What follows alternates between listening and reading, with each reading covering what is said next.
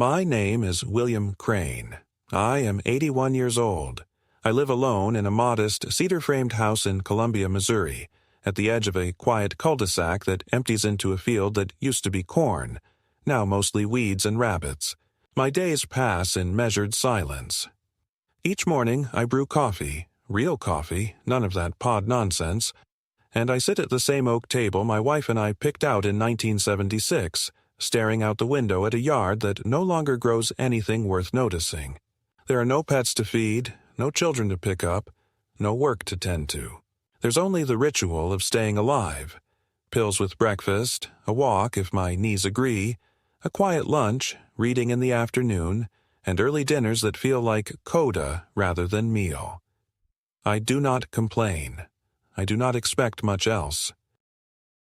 I was married for 57 years to a woman named Helen, a woman of surprising strength and unfailing tact, the kind of person who knew how to correct your grammar and make you feel loved in the same breath.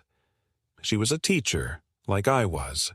We met at the faculty lounge of Jefferson High School in 1962, when I was still brash and she was already wise. She had a presence about her that made the loudest man in the room listen and the quietest one feel seen. She had dark, sharp eyes and a soft way of folding her arms when she was about to say something that would matter. I fell in love with her because she knew how to listen.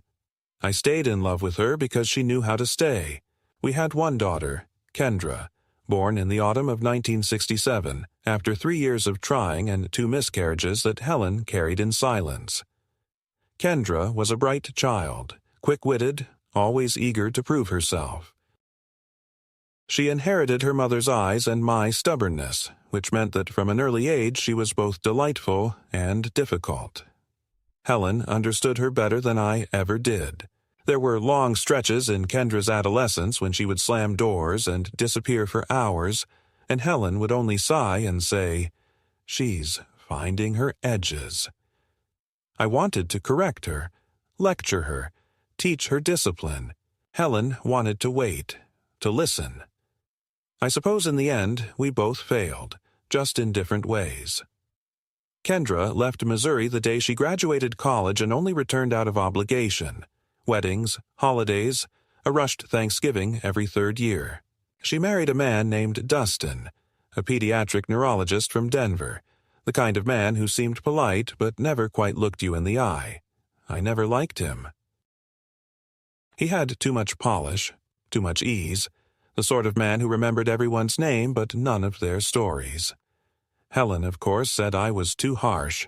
She always believed in giving people the benefit of the doubt, even when it was clear they didn't deserve it.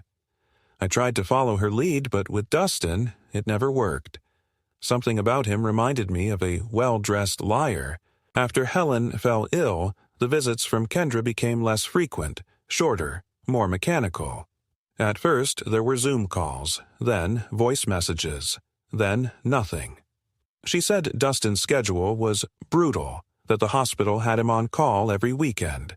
She always had a reason, and they always sounded reasonable. That's what made them so hard to argue with. I stopped pressing. What was the point? Helen, even in her weakness, made excuses for her. "She's busy," she would say, barely able to lift her head. "She loves us. She's just overwhelmed." But I could see the hurt in her eyes. I could hear it in the way she paused when the phone didn't ring, the way she folded the blanket over her knees like she was waiting for someone to arrive. Helen died on a Thursday morning, just before sunrise. The nurse said it was peaceful. I don't believe her. There was nothing peaceful about the way her hand went cold in mine. Nothing kind about the silence that filled the room afterward. I sat there for 2 hours before calling anyone. Not out of confusion, my mind was sharp, but out of defiance. As if delaying the report could delay the fact. As if not announcing it might keep her alive a little longer.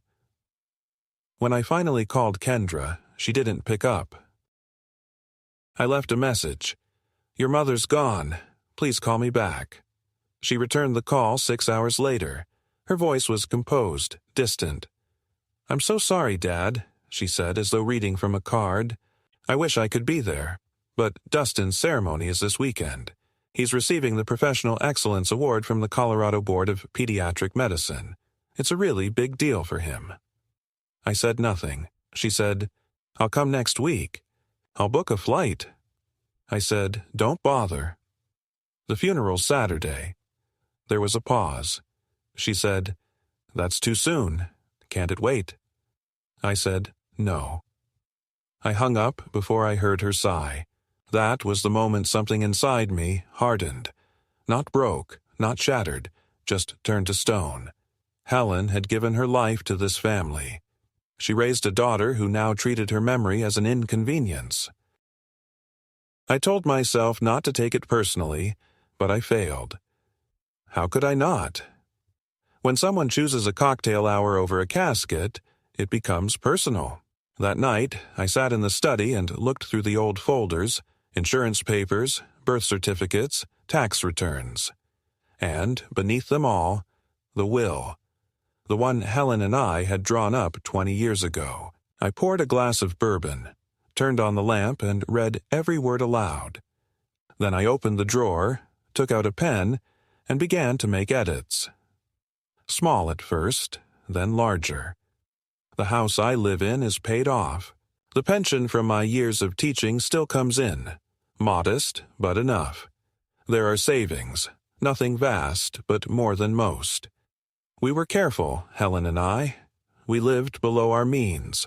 We traveled modestly, gifted responsibly, avoided debt. We never indulged in vanity, never remodeled the kitchen, never bought new cars without necessity. Kendra knew that. She knew we had something set aside. I think, in the back of her mind, she always assumed it would be hers. And once, years ago, it would have been. But people change. Daughters grow distant. Priorities shift. And grief has a way of clarifying things. Now, my days are filled with a different kind of silence. Not just the absence of Helen, but the absence of pretense.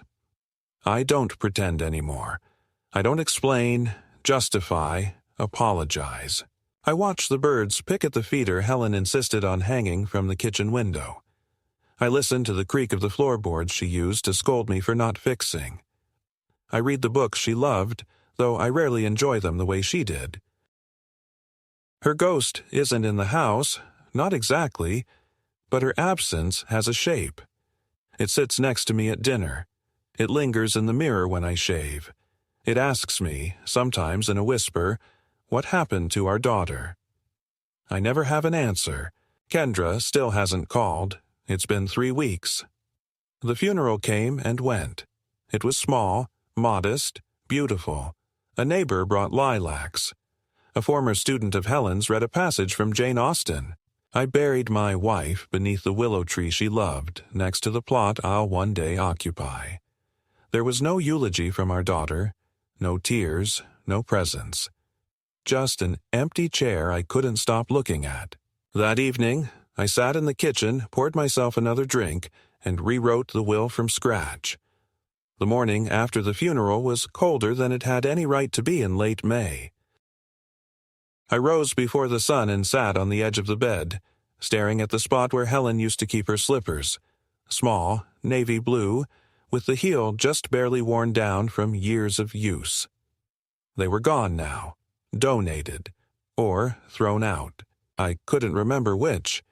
The details had blurred in the blur of the last week, and my mind, though clear, was coated with the haze of too much stillness.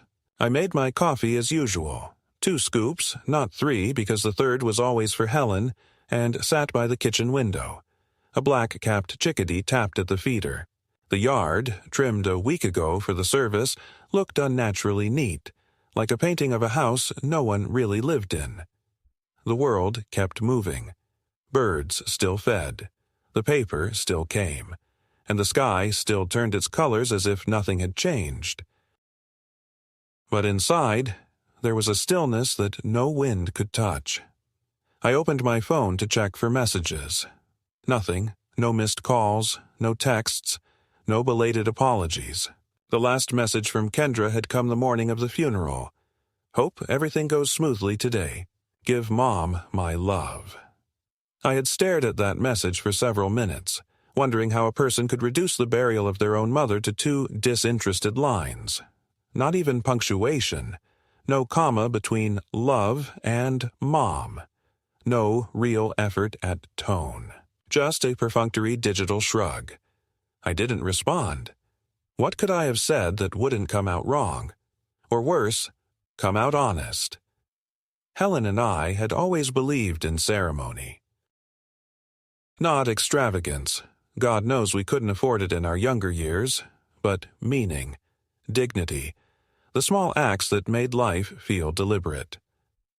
We had a wedding with hand-stitched invitations and readings from Whitman. We celebrated anniversaries with home-cooked meals and a single candle. We said grace, even if we weren't always sure who we were saying it to. And when Helen got sick, I promised her that we'd handle everything properly, right to the end. She wanted lilacs. She wanted to be buried in the blue dress she wore on our 30th anniversary. She wanted the hymn, "Abide with Me." I gave her all of it. I gave her what our daughter could not, presents. That afternoon, I received an email from Dustin. Not Kendra, Dustin. The subject line read, "Hope you're holding up." No greeting. No, dear William. Just a short message informing me that he had been honored at the Colorado Medical Association's Spring Gala, that he had received a standing ovation, and that Kendra had helped organize the entire event. He attached a photograph of the 2 of them standing next to a floral arrangement the size of a small tree, both of them dressed in formal attire, smiling. Kendra's dress was emerald green, and her hair was styled the way Helen used to like. For a moment, I imagined Helen seeing that photo. Would she have felt betrayed, or just forgotten? I closed the email without replying, and I stared at the blank screen for a long time. The next day, a card arrived in the mail. No return address. Inside was a printed note from a flower delivery service. In memory of Helen Crane. Our thoughts are with you. Kendra and Dustin. The bouquet, apparently, had gone to the funeral home a day late. I had never received it. I threw the card in the trash. There was nothing thoughtful about it. It was obligation disguised as kindness, and I was too old to pretend otherwise. That evening, I sat in Helen's chair and took out a small metal box she kept in the bottom drawer of her desk. It was where she stored our important documents, copies of birth certificates, Social Security cards, our marriage license. Beneath those papers was a sealed envelope with my name written in her hand. I hesitated, then opened it. It was dated 8 months prior. The letter was short. "Will, if I go before you, please don't leave anything to Kendra if she doesn't come to my funeral. I don't say this with bitterness. I say it because I want you to be free. Don't chain yourself to someone who has already let go. We did our best, but love should not be begged for. Yours, always, H." I read the letter 3 times. Her handwriting was shaky, but the words were firm. Helen had always been quiet about her disappointments, but they had lived in her bones. She had felt the absence of our daughter long before I allowed myself to name it. Reading that letter was like seeing her face again. Not the face from her last days, worn and pale, but the one from years ago. Steady and clear-eyed. She had known. She had seen what I hadn't, or rather, what I had refused to see. A few days later, I received a voicemail from Kendra. "Hey, Dad, just checking in. I'll try to come down next week if I can juggle things around. Dustin's got a speaking engagement in Phoenix, so things are a little crazy right now. But I want to help you go through Mom's things. Maybe sort out the house, figure out next steps. Let me know." Her voice was breezy, practiced, the same tone she used when she called from college asking for money to fix her car. There was no mention of grief, no remorse, just logistics.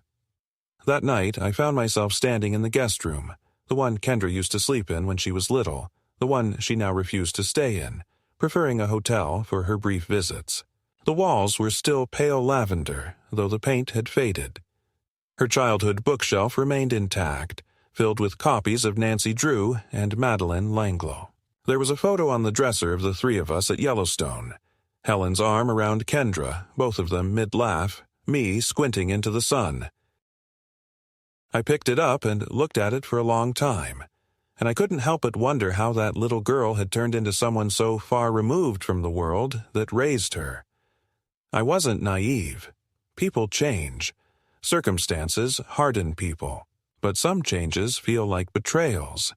The real catalyst, though, the moment I knew something irrevocable had shifted, came a week later. I was out in the yard, raking the edge of the lawn where the grass met Helen's old garden beds, when the phone rang. I let it go to voicemail, but when I listened later, it was Kendra again. "Hi, Dad. So, I talked to Dustin, and we think it might be smart to think about moving you into something smaller. Maybe assisted living, just while you get through the transition. I know the house is big, and it's a lot to manage. There are some really nice places near us in Denver. We could help with the sale, get you set up. Let's talk soon." She ended with a quick, almost cheerful, "Love you."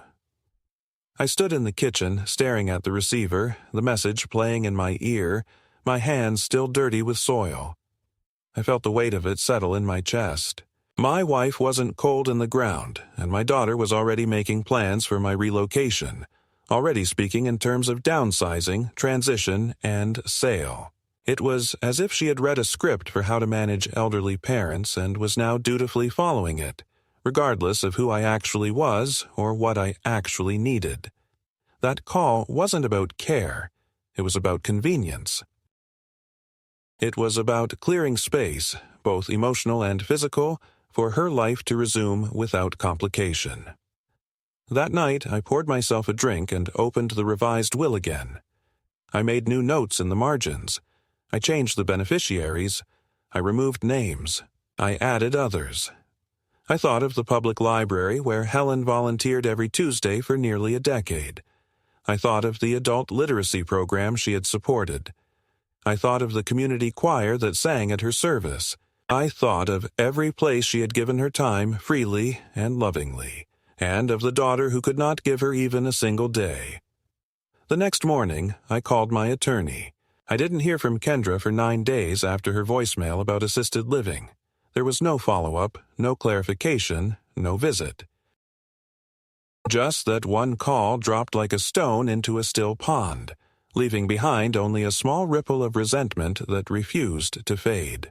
I tried, for a day or two, to convince myself that her suggestion came from concern, that perhaps she believed I was fragile, or worse, lonely, and that her offer to help was some misguided expression of love.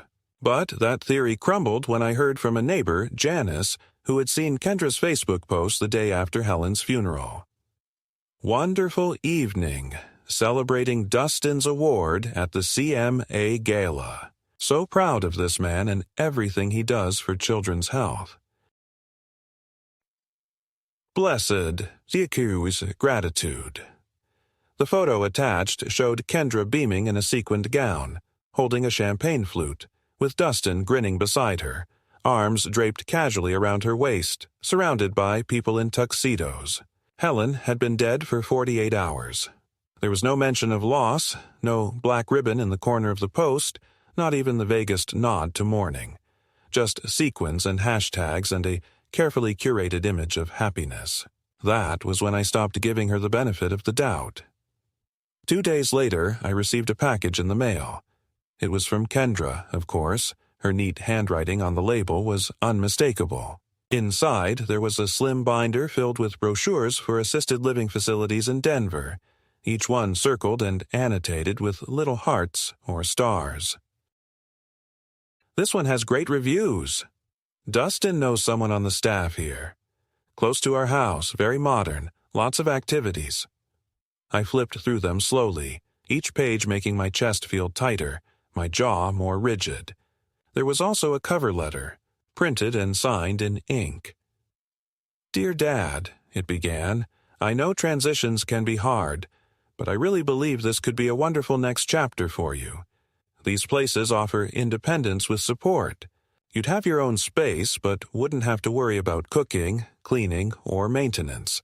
And, most importantly, you'd be near us. We could see each other more often. I could drop by after work. Dustin could help with your prescriptions. We could be a real family again.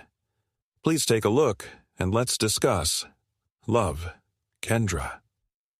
I didn't know what part of the letter was worse, the false sweetness, the audacity of the word family, or the assumption that I couldn't manage my own life. The implication was clear. I was old, alone, and in the way. They weren't just suggesting I move. They were planning it. The brochures weren't options. They were a short list. I stood at the counter for a long time, binder in hand, and I thought about how many times I had dropped everything for Kendra in her life. How often I had driven through snowstorms to pick her up from rehearsals. How I had sat up all night helping. Her revised college essays. How I had emptied part of our retirement savings to cover her first down payment when she and Dustin bought their house. Never once did I send her a brochure. I gave her what she asked for. I gave her what she didn't ask for. And now, in my hour of loss, she was giving me pre-selected institutions with activity schedules and community dining. The real punch came 3 days later, when a man named Colin Baxter knocked on my door. He was polite, mid-30s, wearing a tailored jacket and holding a leather portfolio. "Mr. Crane," he said with the bright smile of a man trained in polite deception. "I'm Colin Baxter, from Hearth and Haven Senior Transitions. Your daughter Kendra contacted us about helping you explore housing options in the Denver area. I just wanted to stop by and introduce myself, leave some information, and see if you had any questions." I stared at him for a moment, unsure if I'd misheard. "She sent you here?" I asked. He nodded enthusiastically. "Yes, she said you'd received the packet. We work closely with families to ensure a smooth and dignified transition for aging loved ones. It's a very personalized service." I didn't say anything. He handed me a folder and a card. "No pressure, of course. Just reach out when you're ready. Your daughter speaks very highly of you." I closed the door before he finished his sentence. That evening I sat down at Helen's desk and opened her notebook. It was a habit I had developed in the weeks since her passing, reading her half-filled journals, her lists, her thoughts scribbled in the margins. One line stood out to me that night, scrawled in faded ink on the back of a grocery list. "Kendra loves us, but she loves the idea of her life more." I traced the sentence with my finger, slowly, like it was carved in stone. Helen had seen it clearly, and now, so did I. I began to understand what this was all really about. It wasn't about me being lonely, or fragile, or isolated. It was about inheritance, about consolidating control, about smoothing out the complications of a father who still had legal autonomy and physical assets. The next day, I called Kendra. She didn't pick up. I left a message. "I got your package. I don't need a handler. Please don't send anyone else to my home." An hour later, she called back. Her tone was clipped. "Dad, you didn't have to be rude to Colin. He's just doing his job." I said, "He had no business being on my porch." She sighed. "Look, I'm trying to help. I know it doesn't feel like it, but I'm trying to make this easier for you." I asked, "Easier for me or easier for you?" She didn't respond. I continued, "You didn't come to your mother's funeral. You sent flowers that didn't arrive. And then, without asking me, you start making arrangements for me to be relocated like I'm an old piano nobody wants to store in their house." Her voice grew sharp. "That's not fair. I have a job, a husband, responsibilities." I laughed, not kindly. "So did Helen. So did I. But we never missed your milestones. We never missed you." There was a silence so thick I could hear the hum of my refrigerator. Then she said, "Maybe you're not thinking clearly right now. Grief does that. That's why this move is important." I hung up. After that, something in me shifted. I no longer wanted to merely amend the will. I wanted to ensure that my final act on this earth was one of clarity, not confusion. I wanted the legacy of Helen's patience and grace to go somewhere it might actually bloom. That week, I made an appointment with my lawyer, Mr. Renner, and told him I wanted to completely restructure my estate. "Are you sure?" he asked, adjusting his glasses. "You're removing your only child." I nodded. "I'm leaving everything to the Helen Crane Literacy Initiative. I'll set it up as a fund for the library. My house, my savings, everything." He hesitated. "What about power of attorney? Medical decisions?" I looked him in the eye. "I want none of that in her hands. None." The following Sunday, I received a card in the mail. It was from Kendra. A simple hallmark with a picture of a sailboat and the words, "Thinking of you." Inside, she had written, "I hope you're doing okay. Dustin says hi. We really want what's best for you. Please consider our offer. We love you." There was no mention of Helen, no reference to the funeral, no apology, no acknowledgement of my message, just another thin layer of varnish over a splintered relationship. Later that day, I noticed a voicemail blinking on the answering machine. It was from Dustin. "William, hey, I just wanted to touch base. Kendra's worried about you. I know things have been tense, but we really do want to support you in this next stage of life. If there's anything we can do, please let us. Maybe we got off on the wrong foot. Maybe there's a way forward. Let's talk." His voice was smooth, practiced, almost convincing, but I'd heard it before, in a different key, in different contexts, and it always sounded the same. Rehearsed empathy masking calculation. That night, I sat in the garden Helen once loved, the one now overgrown with weeds and late-blooming perennials. I listened to the crickets and the far-off sound of a neighbor's television. I thought about what it meant to be a father. What it meant to raise someone with love and see them twist that love into something conditional. I thought about how Kendra used to sit in my lap during storms, asking if the thunder would break the house, and how I would always answer, "No, sweetheart, nothing can break us." But something had broken, and this time it wasn't thunder. It was silence. It was absence. It was a child who chose the comfort of control over the messiness of presence.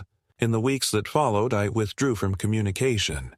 I didn't respond to messages. I didn't take calls.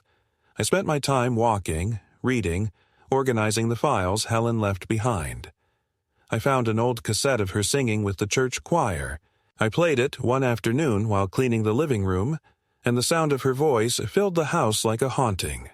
She had a tremble in her alto that always made me think of sorrow held in check. As I listened, I realized that even in death, Helen was more present in this house than our daughter had been in years, and it was that realization, not loud, not dramatic, but firm and steady, that finally severed the last thread of illusion. I was not preparing for old age with my family. I was preparing to outlive the fantasy that I still had one. The letter arrived without a stamp, tucked discreetly into my mailbox sometime between dusk and nightfall. No return address, only my name written in Kendra's handwriting. Too round, too deliberate, like she was trying to mimic sincerity she no longer knew how to feel. Inside was a single sheet of thick cream paper folded with near-clinical precision. "Dad," it began, "I know things have been tense lately. I know you're hurting. I want to believe that deep down you know I'm not trying to hurt you. I'm trying to protect you. You're grieving. You're alone. You've always been proud, but that doesn't mean you have to be isolated. Dustin and I talked, and we think maybe it's time we start preparing for what comes next. Please understand, this isn't about taking anything away from you. It's about making sure you're taken care of. We want to help manage things, in case you ever can't. Love, always, Kendra." There was a second page. This one was a notarized letter of intent, drafted, of course, by one of Dustin's legal colleagues, outlining the structure for financial power of attorney and long-term care decisions, naming Kendra as the primary agent and Dustin as alternate. There was even a clause about protecting assets from misuse or mismanagement due to cognitive decline. No accusation, just preemptive restraint, a hand on the wheel before the car even veers. I sat in my study and stared at the paper, the words bleeding into one another under the dim lamp that Helen used to keep at her sewing table. There was no request for my input, no curiosity about how I felt. It was not a conversation. It was a declaration of intent disguised as concern. It wasn't just that they wanted control. It was that they had already assumed it. I imagined them in their Denver kitchen, sitting across from each other with their matching laptops open, sipping wine while coordinating their parent management strategy like a corporate merger. I imagined Dustin running point, citing precedent, citing efficiency, citing his uncle who did something similar when his father started forgetting the stove. Kendra would nod, maybe chew her lip in mock reluctance, but agree. Because it was cleaner that way. Easier. Because dignity in their minds was not something preserved through independence, but something handed out like medication. I did not sign the letter. I did not respond, but I did go upstairs and open the cedar trunk at the foot of my bed. Inside were old tax returns, property deeds, birth certificates, a life carefully documented and rarely questioned. I found the original will, the one Helen and I signed in 2006. I found the updated version, half complete, ink still fresh in places. And I found something I hadn't touched in years, a letter Helen wrote the summer after Kendra left for college. It had never been sent. Will, it said, sometimes I wonder if we did too much for her. If we made things too easy. I see the way she looks through us now like we're stepping stones, not people. I don't say this to be cruel. I say it because I'm scared. Scared she won't come back. Not physically. She'll visit when it's convenient. But I mean come back in the real way. Come back to the girl who used to ask me if birds had memories. I miss her. And I miss the version of you that used to believe we could fix everything. Love, H.I., folded the letter slowly, each crease aligning with the ghost of her hand. I placed it on the desk beside the unsigned legal form and stared at the contrast between the two. One written in love, the other in strategy. That night, I had a dream. Helen and I were in the garden again, pruning the rose bushes. She was wearing her old sun hat, the one with the faded blue ribbon. She was laughing, really laughing. And I couldn't hear the sound, but I could see her mouth move and her shoulders shake. I tried to ask her what was funny, but no sound came from me either. I woke with tears on my face, my chest aching in a way that wasn't physical. Grief is strange like that. It waits until you're unguarded. It doesn't need permission. The following morning, I received a voicemail from Dustin. His voice was calm, almost pleasant, like we were casual acquaintances discussing a community project. William, just following up on the documents Kendra dropped off. Totally understand if you need time. Just so you know, we've already spoken to a financial advisor and a senior care coordinator in Denver, people we really trust. If you have questions or need help with the logistics, we're happy to step in. It's all about making things smoother for you. The casual invasion in that message, we've already spoken, landed harder than any argument could have. They weren't asking for trust. They were assuming permission. And then came the final straw. On a Sunday afternoon, around 2 o'clock, there was a knock at my door. I opened it to find a woman in a navy blazer holding a clipboard. "Mr. Crane, I'm Nancy Pritchard from Valley View Adult Services. Your daughter requested an in-home assessment, just a preliminary wellness visit." I blinked at her. "Assessment for what?" She smiled, practiced. "We just check on nutrition, mobility, medication management. Nothing invasive. It's part of our Aging with Dignity program." I stared at her until the smile began to falter. "Your daughter should have told you," she added. "She did not," I said, stepping back. "You can tell my daughter she no longer has any say in my dignity, and if she sends another stranger to my home without my consent, I'll consider it harassment." I closed the door and locked it, then stood in the hallway shaking with something that felt dangerously close to rage. They had crossed a line, not with intent, but with assumption. They had decided I was no longer capable, no longer trustworthy, no longer entitled to the space of my own life. That evening, I pulled the final draft of my new will from the drawer, dated it, signed it, and placed it in a sealed envelope. Then I took Helen's old engagement ring, which I had kept in a small velvet box beside her wedding band, and tucked it into a smaller envelope marked Library Auction Donation. That was her wish. She wanted it to be sold, the money used to buy books for the children's section. Not passed down as inheritance, not claimed as property. That night, I slept soundly for the first time in weeks. It was the phone call in early June that confirmed my darkest suspicions, though truthfully the ground had been shifting beneath me long before that moment, and Helen's warnings in her letters had already planted a seed that could no longer be ignored. I had gone about my day as usual, brewing coffee, tending half-heartedly to the weeds around the porch, and sitting with a novel I could not finish because the words blurred and the sentences lost themselves in the haze of memory. The phone rang around 3 in the afternoon, that dead hour when the house felt most silent, and I picked up expecting another recorded voice offering to reduce my medical insurance costs. Instead, I heard Kendra's voice, bright but brittle, like she had rehearsed what she was about to say. "Dad," she began, "I spoke with Dustin and with the family advisor this week. We really think it's time you sign the papers. This back and forth is dragging on, and it's not good for anyone.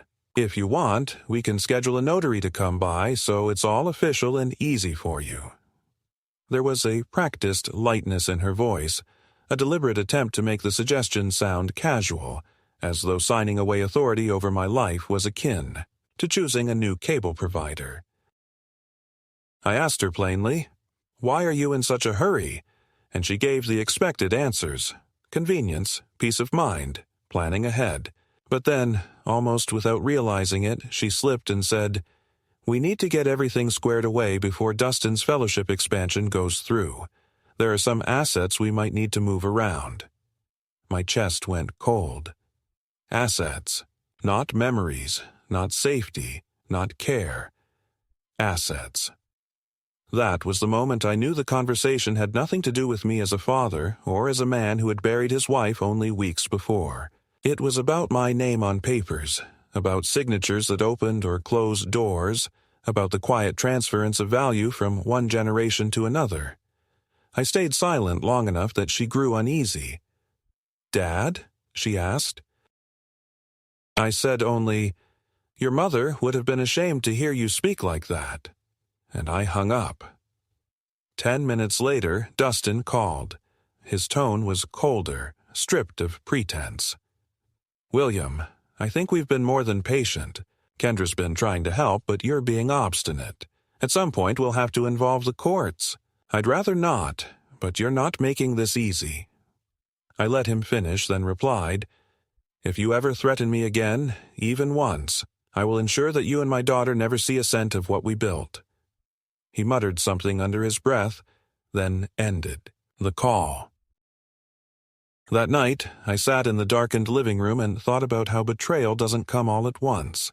It arrives in fragments, in missed funerals, in half-hearted cards, in legal documents disguised as letters of love, in visits from strangers carrying clipboards. You don't notice the depth of the wound until one day you realize you're bleeding everywhere. I poured myself a drink, Helen's old crystal glass heavy in my hand, and I decided that if they were preparing for war, I would not be defenseless. The following week I met with Renner again, this time not only to finalize the will but to draft a living trust that bypassed Kendra entirely. He looked at me across the polished surface of his desk and asked if I was certain, and I told him I had never been more so. "They're circling like vultures," I said, "and if I don't take precautions now, they'll find a way to pick my bones while I'm still breathing." He nodded, not with surprise, but with the weary recognition of a man who had heard similar stories too. Many times. We established the trust, named the beneficiaries, the library, the literacy fund, a small scholarship in Helen's name, and we made sure that not a single clause left room for challenge. He also advised me to prepare for the inevitable. They would try to argue incapacity. He arranged for me to undergo a full cognitive evaluation with a neurologist and a geriatric psychiatrist, both of whom confirmed what I already knew, that my mind was intact, my memory sharp, my faculties fully present. The reports would be sealed and filed, ready for when the accusations came. Sure enough, by the end of June, I received a letter from a law firm in Denver representing Kendra and Dustin. It stated, in careful legal phrasing, that they had growing concerns about my mental capacity to manage my affairs, citing forgetfulness, confusion, and erratic decisions as reasons to consider guardianship proceedings. They included fabricated examples: forgetting to pay bills, neglecting to eat, leaving the stove on. Lies. All of them lies. And yet written with such authority that, to an outsider, they might sound plausible. I carried the letter into the kitchen, read it twice, then laughed out loud, the sound echoing against the empty walls. It was so brazen, so transparent, that it almost relieved me. They had revealed their hand fully now. There was no pretending. I faxed the letter to Renner, who called me immediately. "Don't worry," he said. "This is the beginning of a strategy, not the end. They'll push, but we're prepared." He asked if I wanted to respond formally, but I told him no. Not yet. I wanted to see how far they were willing to go. Sometimes silence is stronger than rebuttal. The days that followed were heavy.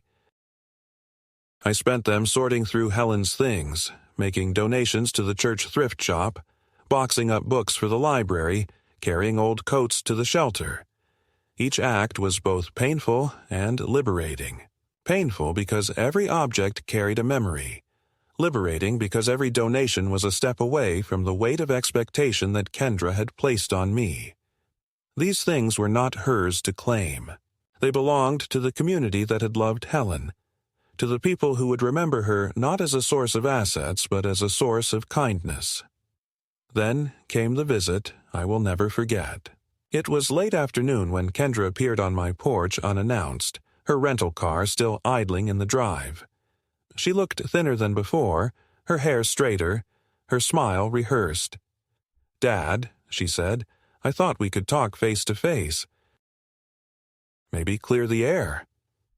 I let her in, though every instinct told me to keep the door shut. She walked through the house as if inspecting it, her eyes pausing on furniture, on framed photos, on the clock Helen's parents had given us. Finally, she sat at the table and folded her hands. "I know you're angry," she began, "but you have to see it from my side. You're 81. You live alone. You could fall. You could forget. You could—" I interrupted her. "Stop. Do not recite the pamphlets to me. Say what you actually mean." Her lips tightened. Then she said it. "I can't take care of you from Denver unless I have the authority to act. I can't risk Dustin's career or our financial stability because you refuse to be practical." There it was. Not grief, not love, not even fear. Practicality. The worship of convenience over loyalty. I told her very calmly, "Your mother asked for one thing in her last days, that you be at her funeral. You chose a party. That choice speaks louder than anything you say now, and you will not get authority over me. Not while I live." Her eyes flashed with anger. "Do you know how selfish you sound?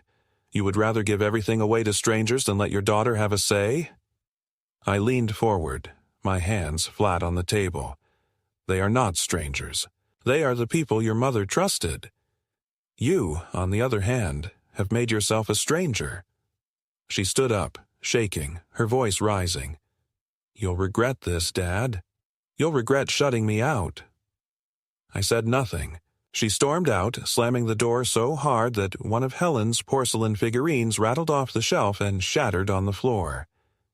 I picked up the pieces slowly, carefully, as if they were fragile bones.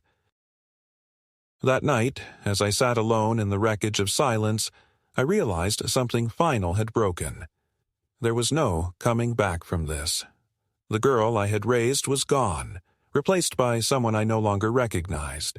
And though my heart ached with that knowledge, it also steadied me. Because now there was no more doubt, no more bargaining with hope. There was only the clear path forward, and I would walk it without hesitation. The breaking point came one humid evening in July when the air was so heavy it clung to my skin like damp cloth, and the ceiling fan did little more than push the heat in slow circles. I had spent the day revisiting the final details of my estate with Renner, ensuring every page was notarized, every witness prepared, every potential loophole sealed so tightly that not even the cleverest attorney could pry it open. It was a long meeting, the kind that left me both exhausted and strangely alive, because each signature I placed on the thick cream paper felt like an act of quiet rebellion, a statement that even in my 8th decade of life, I was not a passive body, to be shuffled between institutions, but a man capable of directing his own ending. When I returned home, I poured myself a drink, sat in Helen's armchair, and listened to the cicadas screaming through the screen door. That was when the phone rang. The voice on the other end was Dustin's, steady and polite, but with the faint edge of someone who believes the game is nearly won. "William," he began, "I'll be direct. We know you've been making changes to your estate. We know you've been talking to Renner. That's your right, of course, but it's not wise. If you continue down this path, it will only complicate things. There are legal ways to challenge what you're doing, and if it comes to that, it could get ugly. I don't want it to go that way, but if you force our hand, we'll have no choice." He paused as if expecting me to plead or argue. Instead, I let him sit in silence until he added, "We are your family. You should want to take care of us." I almost laughed, but instead I said quietly, "My family was buried under a willow tree in May. You were not there. My daughter was not there. Family is not a word you get to use anymore." Before he could respond, I hung up. My hands were trembling, but not from fear. They were trembling with the electricity of decision, the realization that I had been standing on the edge of action for weeks and had finally stepped forward. I poured the rest of my drink down the sink, opened the drawer where Helen's journals were kept, and took out the letter she had written to me, the one that instructed me not to leave Kendra anything if she skipped the funeral. I placed it beside the final will, slid both into a fireproof envelope, and sealed it with deliberate force. I carried the envelope into my bedroom, placed it inside the trunk where Helen once kept our family photographs, and set the trunk against the wall as if guarding a treasure chest. The following morning, I drove to the library with 2 boxes of Helen's belongings: her choir books, her teaching materials, and a selection of children's novels she had cherished. The head librarian, a kind woman named Mary Ann, greeted me with tears in her eyes. "She was one of our brightest lights," she said softly. I nodded, unable to answer, and I handed her the small velvet box that held Helen's engagement ring. "Auction it," I said. "Use the money for the children's section." That's what she wanted. Mary Ann pressed her hand to her mouth and whispered, "She'll live here forever." For the first time since Helen's passing, I believed it. That evening, I sat at my desk and wrote a letter addressed to Kendra. It was not angry, though it could have been. It was not cruel, though part of me wanted to wound her with words the way she had wounded us with absence. Instead, it was clear, steady, and final. "Kendra," I wrote, "I have loved you since the moment you first opened your eyes. I loved you through every slammed door, every silence, every absence. I loved you even when you did not love me back. But love is not a shield against truth, and the truth is this: when your mother died, you chose to be elsewhere. That choice cannot be undone, nor can it be excused by busyness, by career, or by obligation to another man. It was the truest revelation of your heart, and it revealed that we no longer exist inside it. Because of that, I have altered my estate. Nothing will pass to you or to Dustin. Everything will go where it belongs, into the hands of those who cherished your mother and will carry her spirit forward. This is not revenge. This is justice, quiet and simple. When the time comes, you will understand. Until then, live your life as you wish. You have already chosen it. I signed my name, folded the letter, and placed it with Renner for safekeeping. When I returned home, I sat by the window as the sun sank low, painting the sky with streaks of red and violet. I thought of Helen, of the way she used to rest her head on my shoulder in the evenings, humming songs under her breath that she never sang aloud. I thought of the little girl Kendra had once been, sitting cross-legged on the floor in footed pajamas, asking me to read one more story, one more chapter, one more page before sleep. And I thought of the woman she had become, and how she had chosen absence over presence, entitlement over compassion, calculation over loyalty. The pain of that thought did not vanish, but it transformed. It no longer felt like a knife twisting inside me. It felt like a scar. Permanent, yes, but healed enough to live with. That night, as the crickets sang and the old house groaned around me, I whispered into the silence, "It is finished." Not a declaration of defeat, but of completion. The battle had been waged, the decision sealed. I had rewritten not only my will but the story of my ending. And though I knew the storm would come, lawsuits, accusations, anger, I was no longer afraid.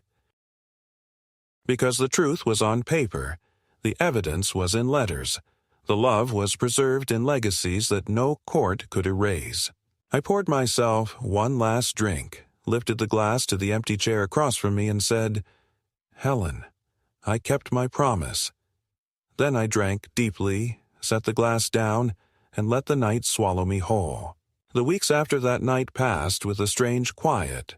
Not the suffocating silence of grief, but the kind of quiet that follows a storm, when the air smells of iron and the ground is littered with broken branches, yet the world feels strangely cleansed. I had expected constant battles, phone calls filled with rage, letters laced with accusations, perhaps even unannounced visits filled with shouting. But there was nothing. Kendra and Dustin retreated into their Denver lives, their absence so complete that it was almost as if they had never existed at all. I still heard about them indirectly, neighbors showing me photos from social media, snippets of conversation at church where someone would mention Dustin's career or Kendra's latest vacation. But those reports felt like dispatches from another country, a place I had once visited but no longer belonged to. My world had narrowed, and for the first time in years, it felt like mine alone. I spent my days tending Helen's garden, reclaiming it from weeds, pruning the roses, planting marigolds where her hands had once pressed seeds into the soil. I donated more of her clothes, her cookbooks, even her jewelry to the causes she loved. Each act a small release, a surrender of objects that no longer bound me but instead carried her spirit outward into the community. The library sent me a letter thanking me for the ring, telling me that the auction had raised enough money to refurbish the entire children's reading corner, complete with beanbag chairs and new shelves. The letter made me weep, not out of sorrow but out of something softer, a gratitude that Helen's touch would linger in a place of learning and laughter rather than gathering dust in a drawer. I kept waiting for regret to creep in, for a sudden stab of doubt to make me wonder if I had gone too far in cutting Kendra off, but that moment never came. Instead, what grew inside me was a clarity that bordered on peace. I thought often of Helen's words in her letters, her gentle acknowledgement that love should not have to be begged for, and I realized she had been preparing me for this for a long time. She knew the truth before I would admit it, that our daughter had slipped away from us long ago, and that clinging to her was only prolonging the ache of abandonment. By rewriting the will, By closing the door that Kendra herself had walked away from, I was not acting in cruelty, but in honesty. I was setting the record straight, ensuring that what Helen and I had built with patience, discipline, and care would not be reduced to numbers on a balance sheet, but would instead become a living memory of her kindness. One evening, as summer began to lean into autumn, I sat on the porch with a cup of tea instead of bourbon, watching the sunset bleed into gold across the horizon. The cicadas had quieted for the season, replaced by the softer hum of crickets, and for the first time in months I felt a calm that was not tinged with despair. Children from the neighborhood rode bicycles up and down the street, their laughter ringing out in the cooling air, and one little boy stopped at my yard to admire the marigolds.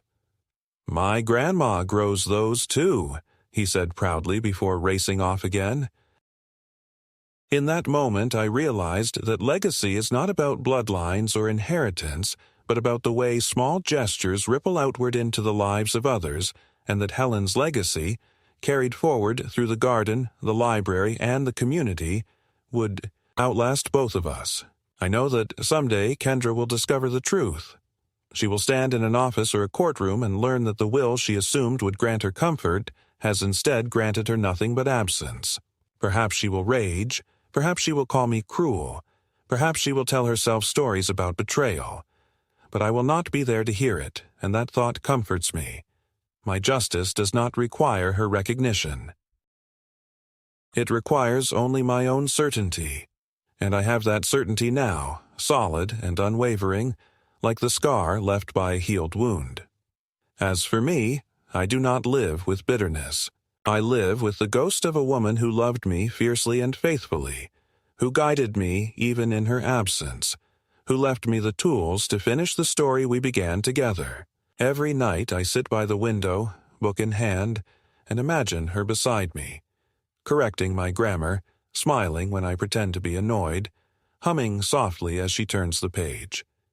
That is my inheritance, and it is more than enough. I have lost my daughter, yes, but I have not lost myself. I have lost the illusion of family, but I have gained the truth of dignity. And in the end, as I sit in this quiet house that still bears Helen's touch, I find that truth is all I need.